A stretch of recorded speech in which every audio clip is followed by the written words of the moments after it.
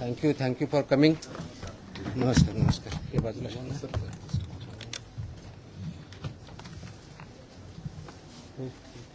आपल्या फोडला बोलला तुम्ही बसा. थोडं पाठीमाग घेऊ का? थोडं पाठीमाग सरू का?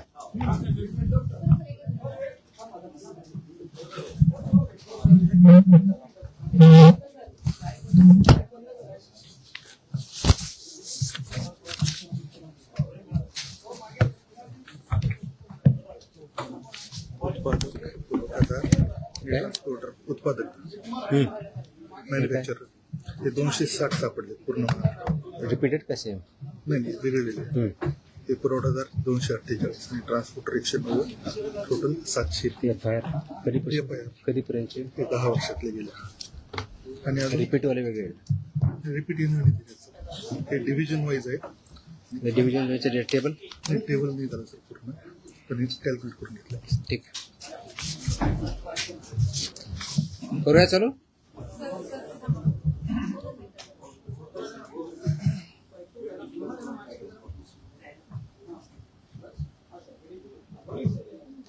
Okay. Welcome to the press conference. आज मुद्दामून एक महत्त्वाच्या विषयासाठी आपल्याला इथं बोलवलं आहे.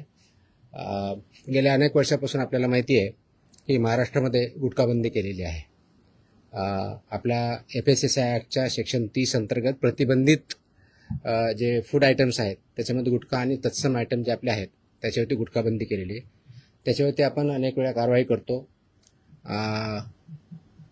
रेड्स करतो, फाईन करतो, FIR करतो. त्याच्यामधल्या प्रोव्हिजननुसार जेल पण होते, प्रॉसिक्युशन पण चालू आहेत.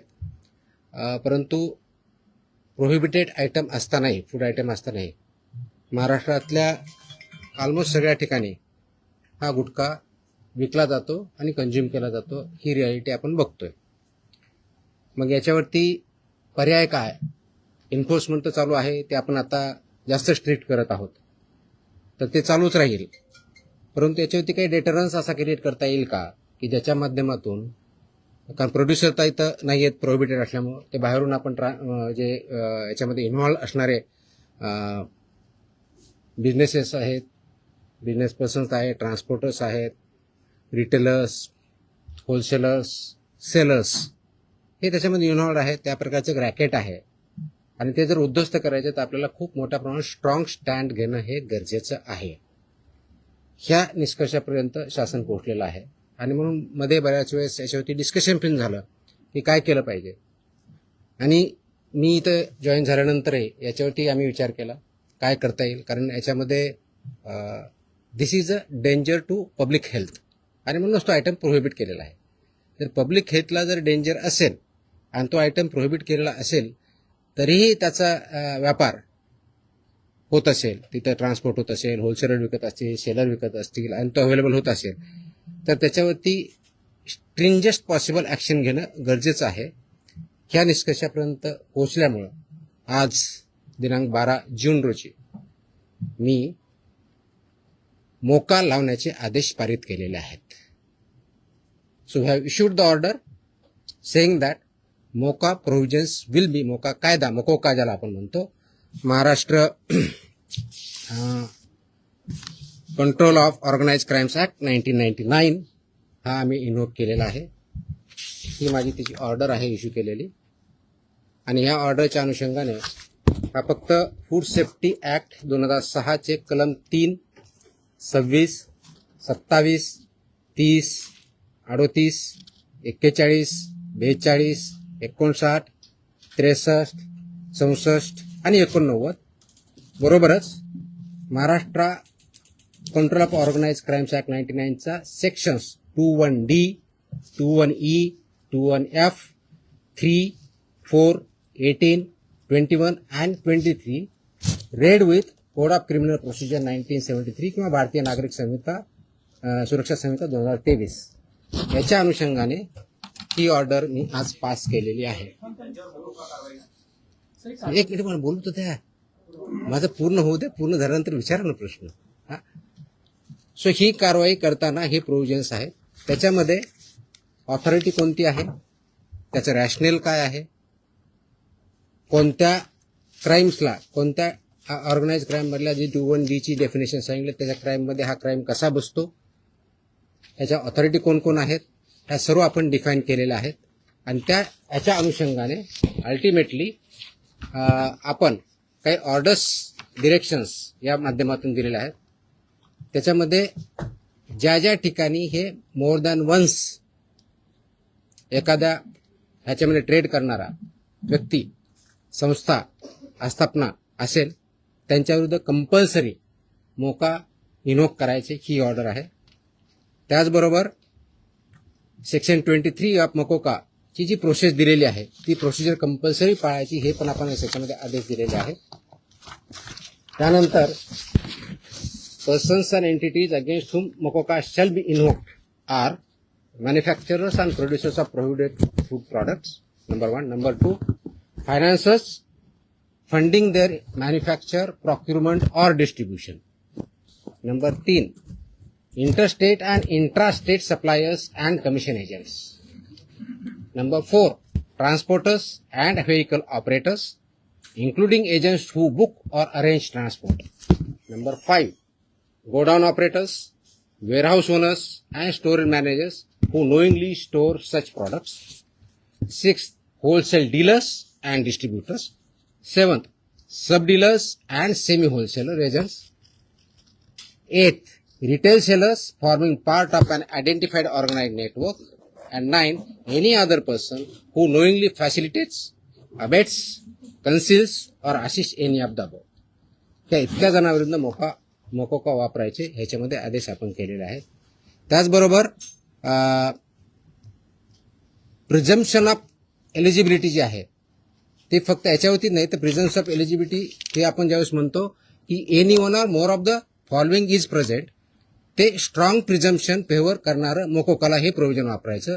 आणि no officer shall refrain without recording specific return reasons approved by joint commissioner.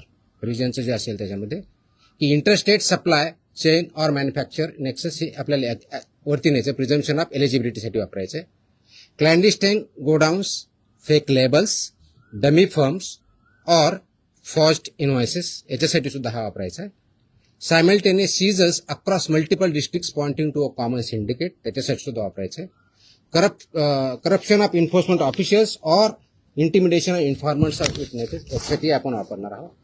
Caesar value exceeding ₹10 lakhs in a single action or ₹25 lakhs cumulatively from the same account or network, आणि financial flows indicating systematic profiteering including हवाला और बेनामी channels याच्या सुद्धा आपण ते escalate करण्यासाठी हे सुद्धा प्रोव्हिजन त्याच्यामध्ये आपण वापरणार आहोत.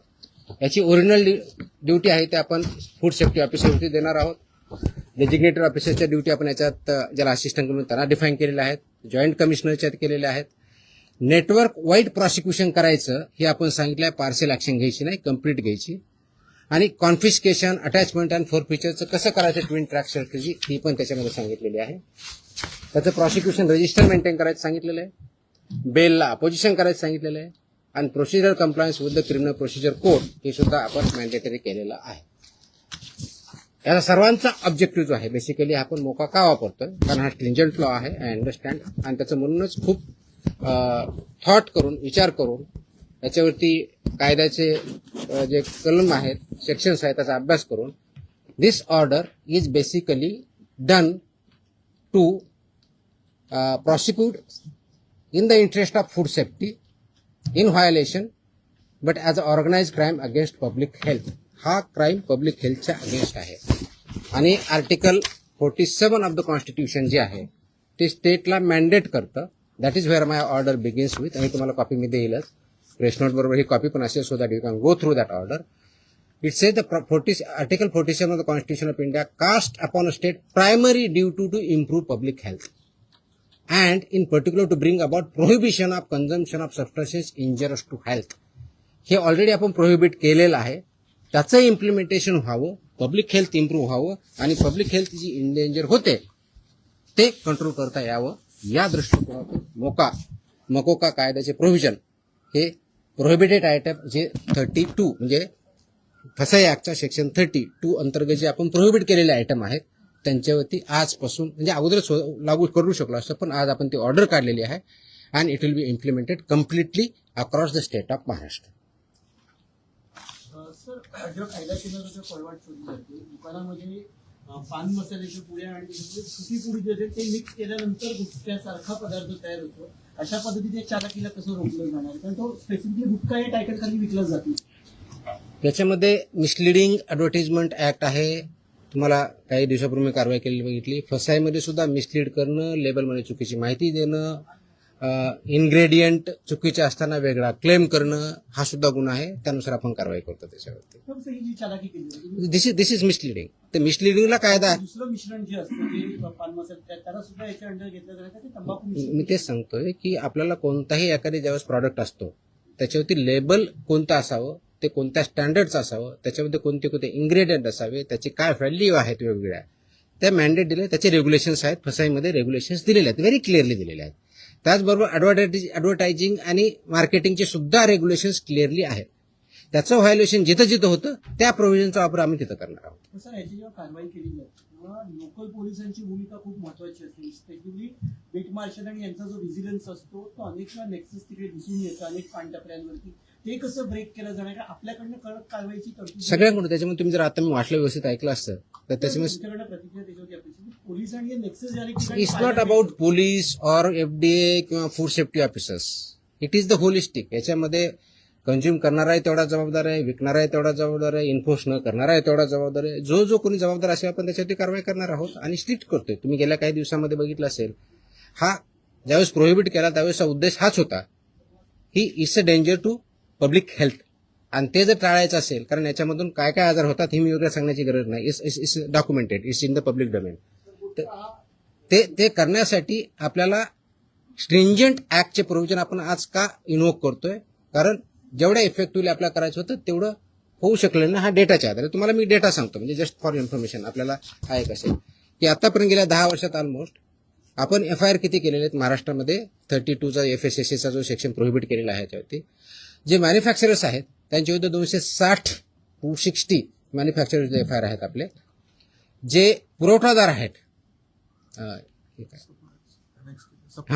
सप्लायर्स ते 248 आहेत आणि पर्सन्स जे आहेत ते असे 190, असे 703 ट्रान्सपोर्ट कोणते हे ट्रान्सपोर्ट सॉरी ट्रान्सपोर्टर म्हणजे उत्पादक 260, सप्लायर्स 248 आणि ट्रान्सपोर्टर्स 190 असे 703 FIR आहेत. सो FIR काय कमी केलेत अशातला भाग नाही. त्यांचं प्रॉसिक्युशन, त्यांची पुढची प्रोसेस आपण करतोय. पण आपल्याला अजूनही त्याच्यामध्ये कम्प्लीट याच्यामधून खरोखरच हद्दपात करण्याच्या दृष्टीने याच्यातून झाला नाही, तर पुढची स्टेप आपण घेतोय आणि ती आज आपण घेतलेली आहे. Yes please. पदभार स्वीकारला एक मिनिट. गुटखा हा 2 नंबर धंदा आहे आणि याच्यामध्ये खूप मोठं अर्थकारण आहे आणि ज्याच्यामध्ये पोलीस प्रशासन सुद्धा मोठ्या प्रमाणात, खास करून बॉर्डरवरचे जे जिल्हे आहेत किंवा बॉर्डरवरचे जे पोलीस स्टेशन आहेत तर तिथून मोठ्या प्रमाणात गुटखा सप्लाय होतो.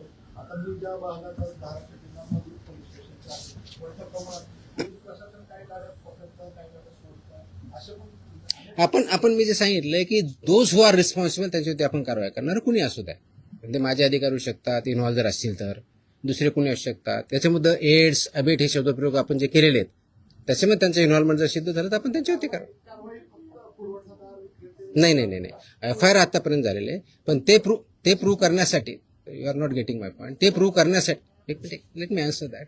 ते प्रूव्ह करण्यासाठी आपल्याला ते डॉक्युमेंटरी एव्हिडन्स लागतील, आपल्याला एव्हिडन्सेस लागतील. असे आपल्याकडे सापडले तर डेफिनेटली आपण कारवाई करू. Let me complete. याच्यामध्ये आमचे काही अधिकारी इन्व्हॉल्व आहेत असं खूप अलिगेशन होतात, कंप्लेन येतात, आम्ही त्या व्हेरीफाय करतो. पुढच्या काही दिवसामध्ये असे काही अधिकाऱ्यांचं इन्व्हॉल्वमेंट आहे किंवा नाही याच्याबद्दलचे इन्व्हेस्टिगेशन आमच्याकडे सध्या चालू आहेत. त्याच्यातून जे रिझल्ट येतील ते आपल्यापर्यंत येतीलच. सर, आपण पदभार स्वीकारल्यापासून अनेक कारवाया केलेल्या आहेत. आतापर्यंत जेवढ्या कारवाया झाल्या साधारणपणे किती कारवाया झाल्या, किती तो डेटा मी प्रेसमध्ये दिलेला आहे ना. नवीन नाही मी डेटा मी प्रेसमध्ये दिलेला आहे. टीव्हीला त्या बाईट स्वरूपातला नाही मला टोटल आता काही कारवाया केल्या खूप केल्या आहेत. सर, दररोज मी प्रेस देतोय. झालेली अटक आणि ते किती आहे किती गुन्हे दाखल झाले? देतो बघतो. Yes please. प्रोहिबिटेडची घ्या. एका वेळेस एक minute. I answer every question. Let me I come to. हां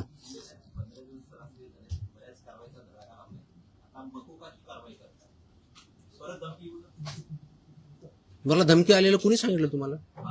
नाही, sorry, no sorry, please look at ती जुनी क्लिप आहे, कमीत कमी 10 वर्षापूर्वीची आहे. Look at the clip. आताची क्लिप नाही याची ती. दॅट वॉज नाही मला नाही आलेलं. That clip if I remember correctly, मला आठवत नाहीये, इफ आय रिमेंबर करेक्टली बहुतेक ती पुण्यातली क्लिप आहे, फेनावाजीन पीएमपीएम आहे. चेकआउट तुम्ही बघा, ते क्लिप आताची नाही, मला कोणतरी पाठवली, मला कोणतरी विचारलं, मला अशी धमकी नाही आलेली. येतो मी त्यांना. Let us focus on this. There are so many issues. Let us focus on this. Please. थोडं I'll answer on this one. 2 दिवसापूर्वी संभाजीनगरमध्ये एफडीएच्या पथकावर प्रगट केलं आणि अधिकाऱ्यांना स्कॉर्पिओ गाडी त्यांच्या अंगावर घालण्याचा प्रयत्न केला. त्यांच्यावर पण मोकोका अंतर्गत कारवाई होती. आता हे जे मी तो exactly that's what I am saying. कारण मोकोका क्लॉज वापरण्यासाठी ज्या काही प्री कंडिशन्स आहेत त्या फुलफिल झाल्या, डेफिनेटली करणार आम्ही. कारण त्याला एका गुन्ह्यासाठी होत नाही, it has to be more than 1 offence in last 10 years. त्यांच्यावर जर झालेला असेल तर डेफिनेटली आम्ही करू, कारण त्याचे कंडिशन फुलफिल करायला पाहिजे. अदरवाईज आमचे FSSAचे ऍक्ट, BNS ऍक्ट आम्ही ते वापरतोच आहोत. आज ती जे हल्ला झाला त्याच्यावरती इमिजिएटली स्विफ्ट कारवाई पण झाली. 7 का 8 लोक त्याच्यामध्ये अरेस्ट पण झाले immediately. I spoke on with DGP also. DGPने सुद्धा इमिजिएटली त्याच्यावरती रजिस्ट्रेशन म्हणून कारवाई केली. अँड अशा प्रकारचे हल्ले आम्ही भिणार नाही. Very clearly will protect our officers आणि those who take law in to their hands will show force of the law. एक मिनिट. येस नाही, बाजूला तुमच्या. बताऊंगा. मेरी हिंदी इतनी अच्छी है ही नहीं, जितनी भी टूटी फूटी है उसमें बात करूंगा. बोलूंगा. एक मिनिट तुम्हाला उत्तर दिलं ना मी. आपण एकदा मराठी पूर्ण करून घेऊया, मग आपण अरे थांबा ना तुम्ही, मी इथंच आहे, मी कुठे पळून नाही चाललोय. सिस्टमॅटिक व्हायचं. निवडणुकीमध्ये जे आहे ते नकली व्यक्ती अधिकाऱ्यांना अटक करण्यात आलेली आहे. त्यामुळे कशा पद्धतीने जर एखाद्या वेळी आपण ज्यावेळी थाळी टाकतो, आय कार्ड असतं ऑफिसरकडे. Simple. My officers wear I card. Very clearly they show the I card.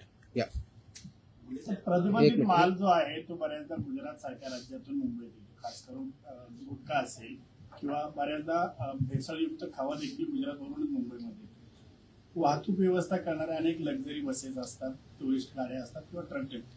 यासाठी RTOची काही मदत वगैरे घेणार? मी आता वाचताना वाटलं इन्क्लुडिंग ट्रान्सपोर्टर्स. RTOची मदत घेणार? सगळ्या एजन्सी एकत्र काम करत असतात. त्याच्यामध्ये सगळ्याच एजन्सी काम करतात. आपण याच्यामध्ये मकोका लावताना किंवा हे करताना इव्हन आताचे जे FIR होत आहेत त्याच्यामध्ये आपण फक्त विकणाऱ्याला करत नाही, त्याचा ट्रान्सपोर्टरला पार्टी करतोय, त्याचा डिस्ट्रीब्युटरला पार्टी करतोय, तुमच्या ओनरला. मी तुम्हाला लिस्ट पण दिली. तर इथून पुढचे आता आल्यापासून FIRचे हे it will be right from manufacturer to seller. आताही होत आहेत, अजून जास्त स्ट्रिंजंटली होतील. So they are responsible. कायद्यामध्येच व्हेरी क्लिअरली त्याचे मेन्शन, कुठेही डाऊट नाही त्याच्याबद्दल.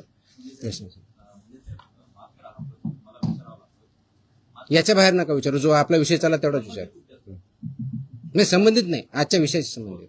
तुकाराम मुंडे साहेब ज्या विभागाचा पदभार ग्रहण करतात तो विभाग नेहमी चर्चेत येतो, असं का होतं? त्याचं उत्तर तुम्ही द्या, मी कसं देणार आहे? आय मीन तो काय होतो तर you are better. No, I cannot answer this. Simple. कारण काय येतो, लोक चर्चा का करतात, तुम्ही जास्त का पब्लिश करतात, का कुणी काय करतं, ह्याचं उत्तर मी नाही देऊ शकत. You have to analyse. त्याचं उत्तर मी कसं देऊ शकणार? सोशल मीडियावरती तुम्ही इथे आल्यानंतर प्रचंड लोकांचा पाठिंबा we are diverting. Let us not divert. No. So related direct आहे. नो, हे जे विषय त्याच्यावरती आपण बोलू, बाकीचे विषय नाही. हा नाही, याच्या अगोदर फक्त हा डेटा हा कोण प्रोहिबिटेड ना, प्रतिबंध. हा आता तुम्ही जो विचारला होता प्रश्न की मी 25 मे ते 11 जून या काळामध्ये प्रोहिबिटेडच्या बाबतीत म्हणजे प्रतिबंधित आयटमच्या बाबतीतला सांगतोय, बाकीच्या नाही सांगत आहे, कारण हा प्रोहिबिटेडचा विषय आहे. म्हणून तपासणी केलेल्या आस्थापना म्हणजे प्रोहिबिटेडच्या बाबतीत त्या 354 आहे, 354. बाकीचे असेल ना आपल्याकडे पुढचे केलेले तिथून असेल ना, तो पण मागवा ना. आणि ड्रगचे असेल तर ड्रगचं पण मागवा. त्याच्यामध्ये नाही सॉरी, प्रतिबंधित पदार्थ आढळलेल्या आस्थापनाची संख्या 344 सापडली आपल्याला. तपासणी 354 केली, 344 मध्ये फाइंड आउट झालं. जप्त साठ्याची किंमत ह्या 344 मध्ये एक किती रुपये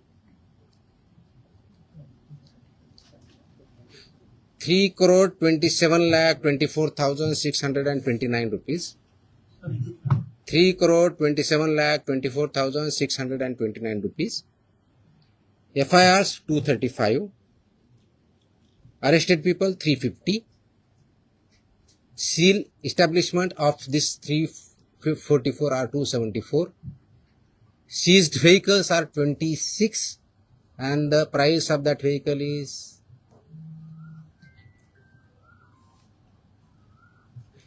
13,39,500. Sorry, 1,33,95,000.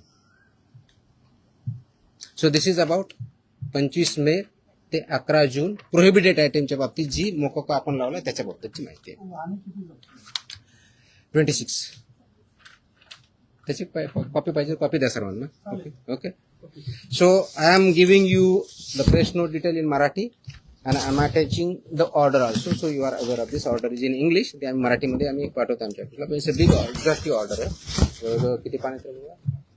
8 पानाची ऑर्डर आहे. कारण याच्यामध्ये रॅशनिंग दिसतं सगळं आहे. So will get this one press note plus this one. हिंदीमध्ये माझी हिंदी चांगली नाही होत एवढी यार. मैं इतना बुरा लगूंगा उसमें. मैं इंग्लिश में बोल सकता हूँ.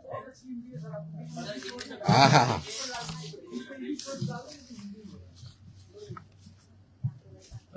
आप सब जानते हैं कि महाराष्ट्र में FSI एक्ट के तहत सेक्शन 30 के अंदर प्रोहिबिटेड आइटम्स है. जैसे कि गुटखा पान मसाला इसमें एक आइटम्स है प्रोहिबिटेड है. इसका मतलब ये होता है कि ये प्रोडक्ट फूड प्रोडक्ट जो है प्रोहिबिटेड वो महाराष्ट्र में मैन्युफैक्चर नहीं हो सकता है, ट्रांसपोर्ट नहीं हो सकता है, स्टोर नहीं हो सकता है, सेल नहीं हो सकता है. फिर भी बहुत कार्रवाई करने के बावजूद इसका सेलिंग और अवेलेबिलिटी महाराष्ट्र में कई जगहों पे पाया जाता है. इसलिए गवर्नमेंट शासन ने ये डिस्कशन कर रही थी इस पर क्या किया जाए, कौन सा स्ट्रिंजेंट एक्ट या क्लॉज या कार्रवाई की जाए जिसकी वजह से ये एक्चुअली प्रोहिबिट होगा. क्योंकि ये दिस इज ए इंडेंजर, तो पब्लिक हेल्थ के लिए हानिकारक है. इससे पब्लिक हेल्थ इंडेंजर होती है. ये नॉलेज पब्लिक डोमेन में है. तो इसके तहत आज हमने मोकोका एक्ट जो है महाराष्ट्र का, Maharashtra control of organise crime act 1999, ये इसमें इन्वोक करने का निर्णय लिया है, लागू किया है कि जो ये बिजनेस में मैन्युफैक्चरिंग करते हैं, ट्रांसपोर्ट करते हैं, सेल करते हैं, डीलर्स है, सेमी डीलर्स है, ये सबको ये प्रोविजन के अंदर अभी कार्रवाई की जाएगी. उसकी जो प्रोसीजर दी है सेक्शन 23 के अंदर मोकोका के, वो फॉलो करके ये मैंडेटरी किया गया है कि जो मोकोका के प्रोविजंस के में लायबल है वो मैंडेटरी हमारे ऑफिसर एफआईआर करते समय मोकोका का प्रोविजन एक्ट इन्वोक करेंगे और उनको पनिशमेंट करेंगे. इसका ऑब्जेक्टिव है, उद्देश्य है कि पब्लिक हेल्थ जो इंडेंजर हुई है इसकी वजह से उसको पूरा तरीके से रोका जाए. और वो जो हमने प्रोहिबिशन किया है आइटम्स में उसका अवेलेबिलिटी महाराष्ट्र में कहीं न हो और लोग उसको न खाए, जिसकी वजह से उनकी हेल्थ अच्छी रहेगी, उनका हेल्थ अच्छे रहने की वजह से उनका प्रोडक्टिविटी अच्छी रहेगी और जो ह्यूमन डेवलपमेंट है, ह्यूमन ग्रोथ है, उसको भी अच्छी तरह से हो जाएगा.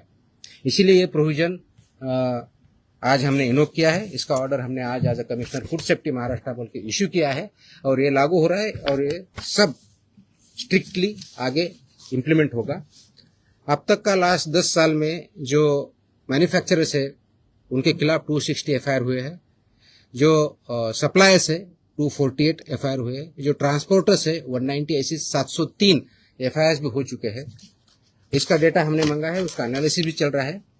तो मेरी ये सुझाव है, वार्निंग है, those who are involve in this business, इधर मैन्युफैक्चरर और ट्रांसपोर्टर्स और सेलर्स और डीलर्स और सेमी डीलर्स, ये महाराष्ट्र में आप काम बंद कीजिए. नहीं तो ये कानून के हिसाब आपको कड़ी से कड़ी आपको सजा इसमें पता है वो दिया है, इसी शासन सजा देंगे, प्रोसिक्यूट करेंगे और हम महाराष्ट्र जो प्रोहिबिटेड आइटम है उसमें नहीं मिलने देंगे. किस के तहत ये जो हमने बताया कि इसमें कौन कौन आता है, तो इसमें मैन्युफैक्चरर आएंगे, manufacturer end producers of prohibited items, financiers funding जो करते हैं मैन्युफैक्चर के लिए या प्रोक्यूरमेंट के लिए या डिस्ट्रीब्यूशन के लिए, वो भी आएंगे। इंटर स्टेट और इंट्रा स्टेट सप्लाईज जो है वो भी इसमें आएंगे, कमीशन एजेंट्स भी इसमें आएंगे, ट्रांसपोर्टर्स आएंगे, व्हीकल ऑपरेटर्स आएंगे, इंक्लूडिंग एजेंट्स हु बुक और अरेंज फॉर ट्रांसपोर्ट, वो भी आएंगे। गोडाउन ऑपरेटर्स आएंगे, वेयरहाउस ओनर्स आएंगे and store managers who knowingly store such products, वो भी आएंगे। होलसेल डीलर्स एंड डिस्ट्रीब्यूटर्स भी आएंगे, सब डीलर्स एंड सेमी होलसेलर्स भी आएंगे, एजेंट्स भी आएंगे, retail sellers forming part of an identified organise network भी आएंगे, और एनी अदर पर्सन नोइंगली, जानबूझ के उसको अबेट करता है, इंफॉर्मेशन कंसील करता है या असिस्ट करता है, ये सब के खिलाफ चलेगा। सेलर है,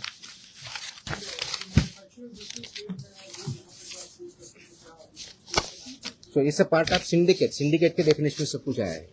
Organized crime. That's why it is an act. That's why this is become an organized crime, and they are working as a syndicate. That's why we are invoking this provisions.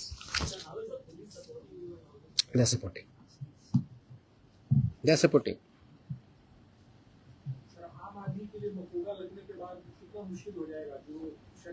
आम आदमी को क्यों मुश्किल होगा? आम आदमी business में नहीं है ना,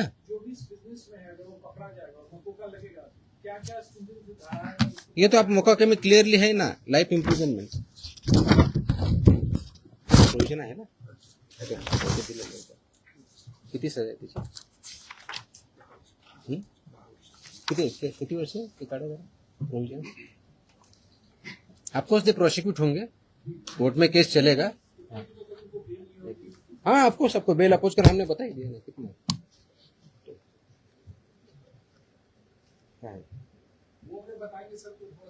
नहीं वो तो फुटे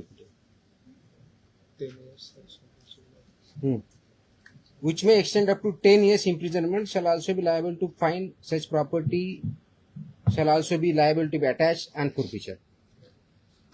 और रिपीट है तो उसके फिर और बताए, यहाँ इम्प्रिजनमेंट, प्रॉपर्टी भी सीज होगी। नाही हे विषय संपवल्यानंतर आपण दुसरा आता, ठीक आहे? तुमचे प्रश्न संपत नसतात कधी, मला माहिती आहे। आय थिंक झालं ना आता हिंदीमध्ये, हा येतो येतो येतो येतो येतो येतो येतो एक विषय संपला, आता हा विषय संपवत आपण। माझी अशी अपेक्षा आहे आपल्याकडून, प्लीज याला चांगली पब्लिसिटी द्या। This is in the interest of state of Maharashtra, is very very crucial, very very crucial. Many people have fallen prey to this, so we need to save our people, we need to work. That's a public health hazard and we have to eliminate it, absolutely clear. So इसीलिए मुझे ये publicity जितनी ज़्यादा दे सकते हो वो दे दो, that is my request. Dairy ओनर्सची आणि मॅन्युफॅक्चर म्हणजे मिल्क अँड मिल्क प्रोडक्ट्स याच्यामध्ये आज मीटिंग मी सगळ्यांची बोलवली होती। उद्देश हा होता की डेअरी सेक्टरमध्ये जे फसाईचे रेग्युलेशन्स आहेत, स्टँडर्ड्स आहेत, म्हणजे सगळ्या सेक्टरमध्ये आहेत, त्याच्यामध्ये डेअरीचे पर्टिक्युलरली बोलवली होती, कारण तो खूप मोठा इश्यू आहे, अनेक वर्षापासून आहे। अत्यंत चांगले लोक काम करणारे त्याच्यात आहेत आणि काही त्याच्यामध्ये चुकीचं काम करणारे पण आहेत, आणि म्हणून FDA म्हणून आम्ही काय कारवाई करणार as a regulator, FDA is a regulator, आणि फूडच्या बाबतीत म्हणलं फूड कमिशनर स्टेट म्हणून आम्ही रेग्युलेट करतो जे फसाईचे नॉर्म्स आहेत। कारण फसाई ॲक्ट हा 2006ला आला, त्याचे रूल्स 2011ला झाले, आणि 2011 पासून आतापर्यंत वेगवेगळे रेग्युलेशन किंवा स्टँडर्ड्स फसाईने डिक्लेअर केलेले आहेत। ते मॅन्डेटरी आहे सर्वांवरती, जे जे फूड बिझनेसेसमध्ये आहे, ज्याला आपण FBO म्हणतो, फूड बिझनेस ऑपरेटर, ते रजिस्टर्ड असणं हा भाग वेगळा आहे, पण त्यांनी कोणत्या कोणत्या प्रकारचे स्टँडर्ड्स जे जे प्रॉडक्ट आहेत त्याला वापरायचे, त्याप्रमाणे प्रॉडक्ट तयार करायचे किंवा सेल करायचे, हे त्याच्यामध्ये स्टँडर्ड्स दिलेले आहेत। त्याच्यामधला एक भाग म्हणून जे मिल्क अँड मिल्क प्रॉडक्ट्स आहेत याच्यासाठी जे स्टँडर्ड्स लागतात ते त्यांनी पाळावेत, ते त्यांनी इम्प्लिमेंट करावेत।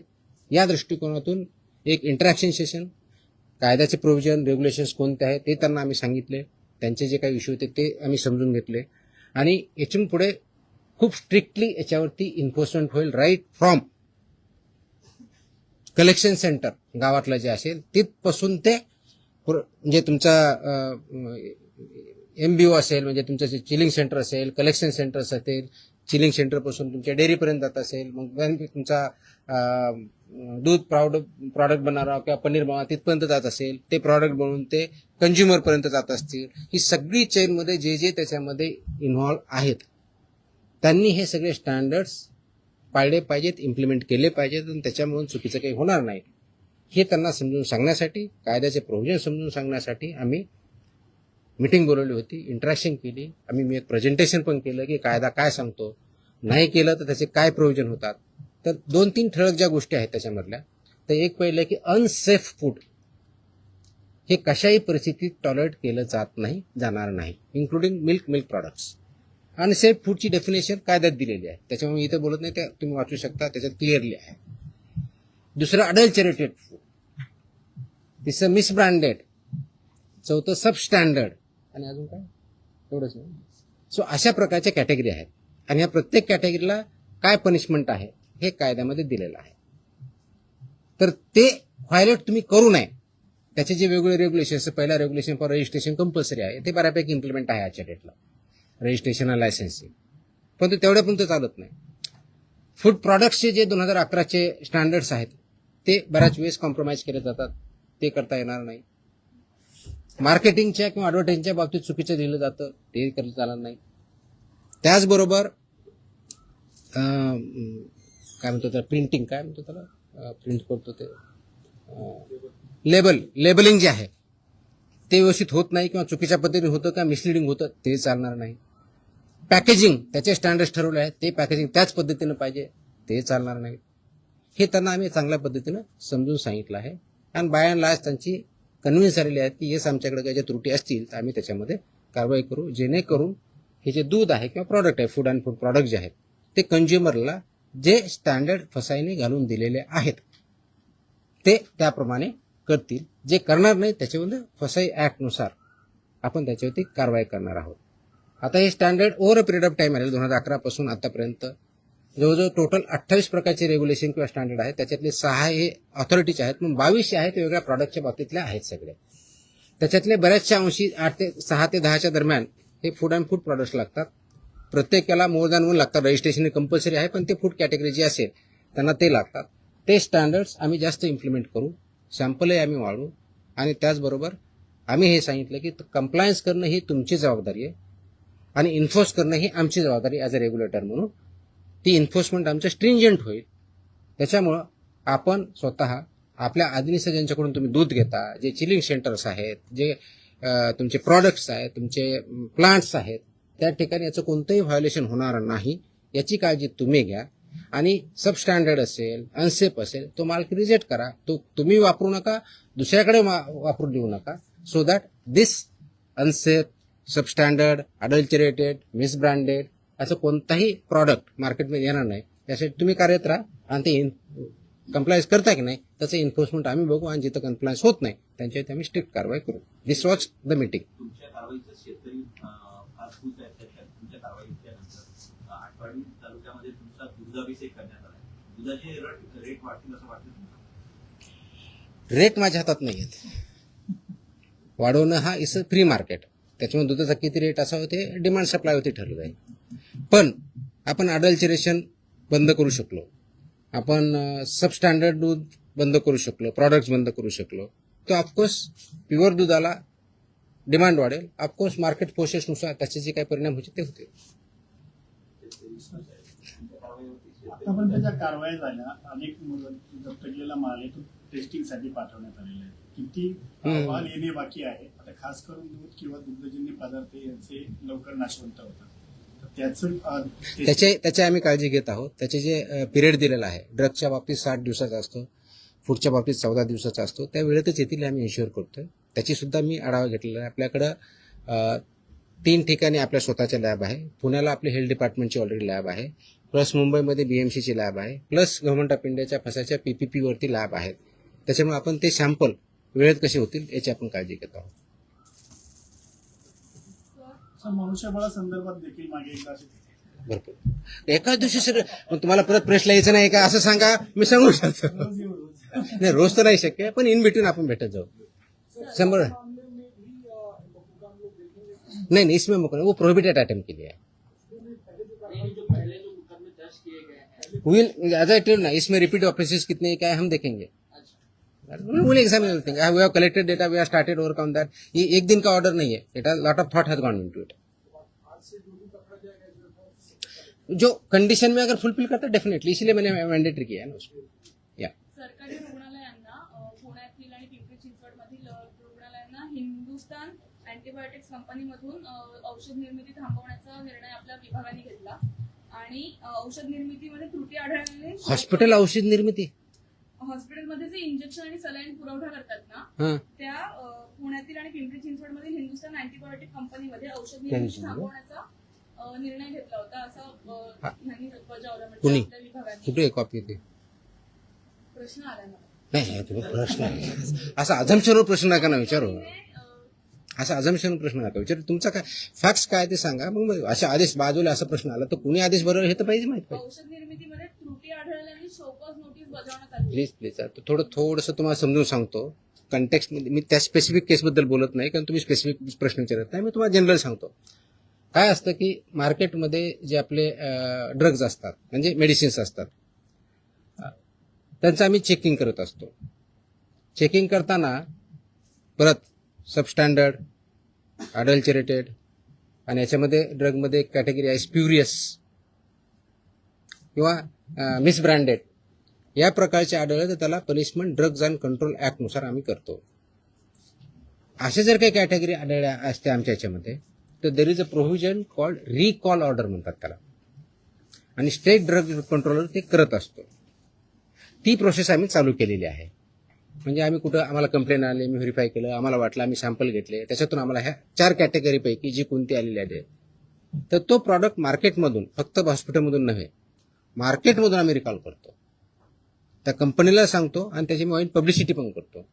तर तशा प्रकारच्या ऑर्डर आम्ही ज्या केसेसमध्ये आम्ही ते recall order drug control, state drug controller who sitting here, म्हणजे इथं जे आपण जॉईंट कमिशनर ड्रग HQ म्हणतो, he is a state drug controller, तर त्यांच्या मार्फत इश्यू करतो आणि ते कंप्लाय करतो. पर्पज असा असतो त्याच्या पाठीमागचं की जे हे चुकीचं आहे तर ते कंझ्युम होऊ नये, म्हणून ते रिकॉल ऑर्डर असते. आणि बाकीचे प्रोव्हिजन ज्याप्रमाणे FIR करून किंवा जे काय प्रॉसिक्युशन करायचे त्या कंपनीवर आम्ही करत असतो. तर अशा आमच्या पुण्यातले जे एक आम्ही हे केलेलं आहे,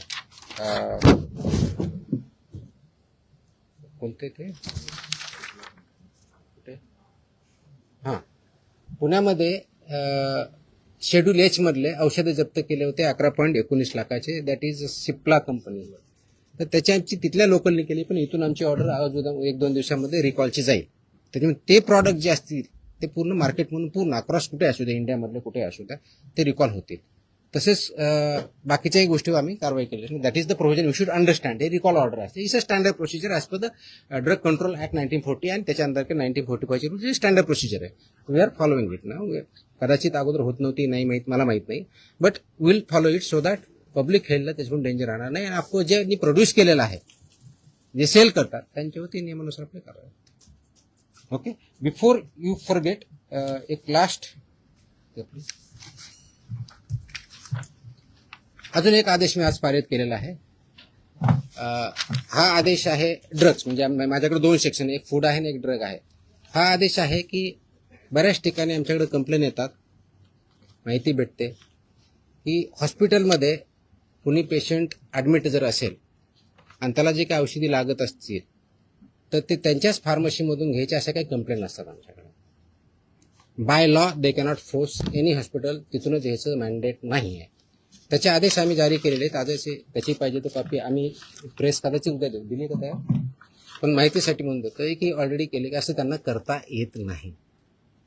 कोणत्याही पेशंटला जर बाहेरून आणायचं हा त्यांचा चॉईस आहे. यू कॅनॉट फोर्स एनीबडी की तुमच्याच फार्मसीमधून किंवा ह्याच फार्मसीमधून किंवा त्याच फार्मसीमधून घ्या, हे तुम्ही पेशंटला फोर्स करू शकत नाही. हे आम्ही सगळ्यांना ऑर्डर काढलेली आहे आणि इट विल बी इन्फोर्स्ड, कारण तो सिटिझन्सचा किंवा पेशंटचा राईट आहे कुठून परचेस करायचा. त्यांना तुम्हाला प्रिस्क्रिप्शन द्यावं लागेल. प्रिस्क्रिप्शन दिल्यानंतर त्यांना जिथून आणायचे तिथून आणतील. त्याच्यामुळे यू कॅनॉट फोर्स की तुमच्याच फार्मसीमध्ये घ्यावा. तो पण आदेश आज आम्ही पारित केलेला आहे. जर डॉक्टरने लिहून दिलं प्रिस्क्रिप्शन, तो त्याच्यात जो प्रिस्क्रिप्शन किंवा पुढे जे काही लिहून देईल ते फक्त त्याच्याच मेडिकलमध्ये अवेलेबल असतं.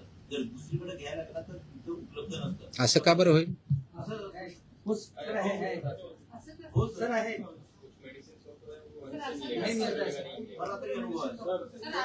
बँड्रामधले डॉक्टर म्हणजे मेडिसिन फक्त त्याच्या हॉस्पिटलसाठी. Hold on. ऐकून घ्या. ते मेडिसिन फक्त त्याच्या हॉस्पिटलसाठी बनवलं आहे का? त्याच्यात मेडिकल सांग. त्याच्यामध्ये स्टँडर्ड ज्या ऍडवायझरीज आहेत त्या ऍडवायझरी अशा आहेत की त्यासाठी जेनेरिक ऑप्शन काय हे पण देऊ शकतात, ते मागू शकता पेशंट. अशा स्पेसिफिक आले तर आम्ही कारवाई करू. मला स्पेसिफिक लागले, जनरल नको. आम्ही कारवाई करो. There is a law.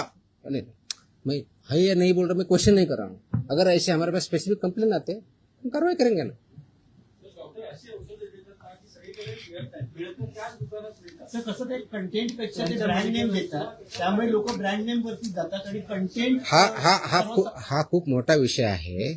Prescription कसं लिहावं, कुठं लिहावं, कोणतं द्यावं, आता त्याच्यात मी जाणार नाही की तो माझा डोमेन नाही आहे.